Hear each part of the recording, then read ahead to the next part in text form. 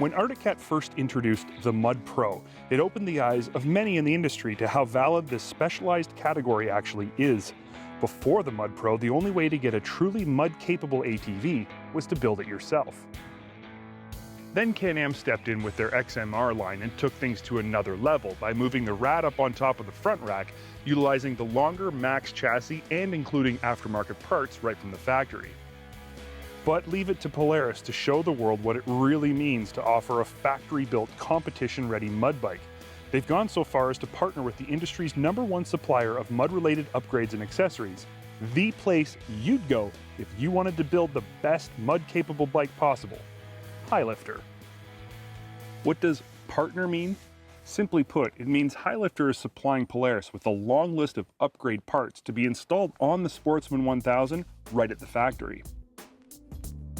Let's go over what makes a Sportsman Highlifter Edition special, and let's start with what we already know, most notably that 952cc single overhead cam engine that pumps out 85 horsepower. Polaris knew they were going to need substantial power to spin the gigantic meats this vehicle comes with standard, but more about those later. The Sportsman XP chassis remains unchanged on this Highlifter version, and we think that's good, because this is one of the most well thought out and ergonomically correct chassis in the industry. It's when you look at what's bolted to the chassis, you start to see where the normal Sportsman ends and the Highlifter begins.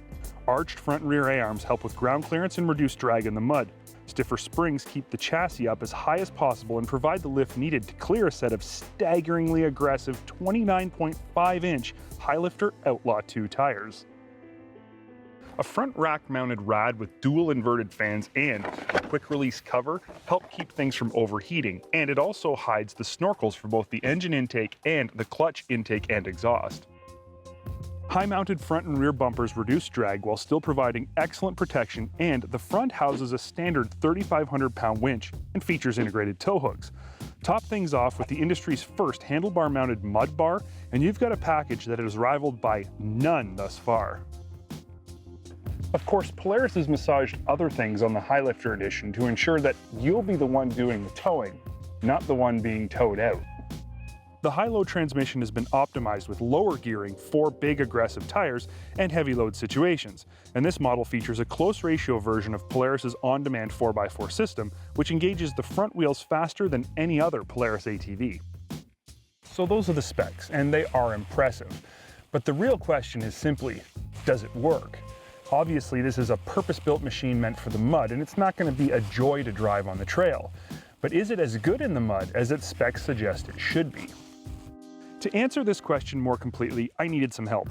There's no question I enjoy getting dirty as much as the next guy, but I have to be honest and admit I'm not an expert when it comes to mud riding. Luckily for you, Dirt Tracks TV has a staffer who is, one of our intrepid camera operators and editors, Graham Adams. It's your turn. Oh, this is gonna be fun. See how it's done. This is gonna be entertaining. Well, I grew up with a family that didn't believe in showering. So I just grew up showering in the mud. No, here, I'll do it seriously. Use that one. Well, my passion about riding in the mud is it's a challenge to me. You don't know what's underneath you.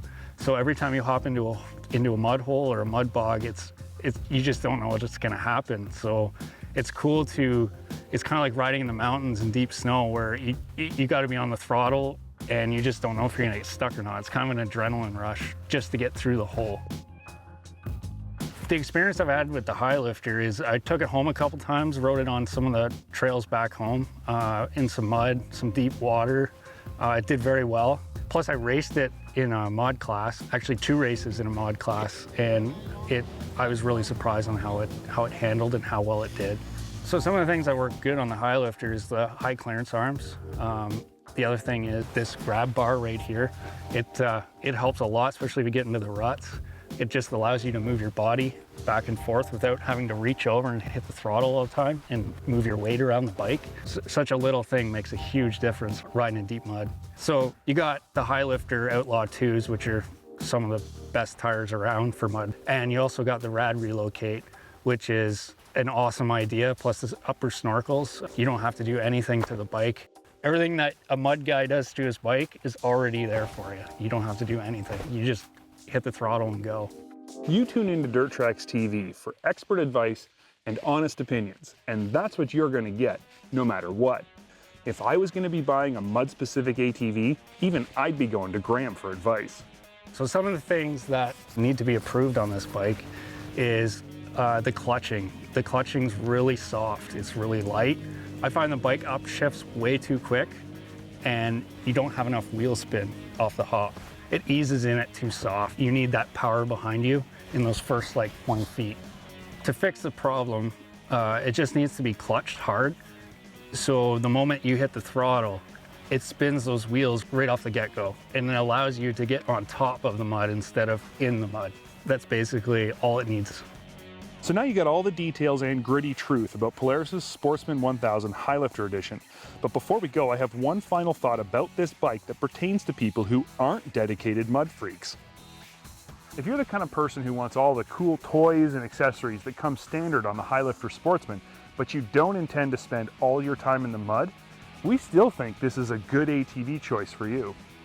It only costs $2,000 more at retail than the regular Sportsman XP 1000, yet includes all the features we've talked about. And they're all things you were probably going to add anyway. Instead of upgrading a regular XP 1000, we think it's more economical to buy the Highlifter and get a less aggressive set of tires and some softer springs.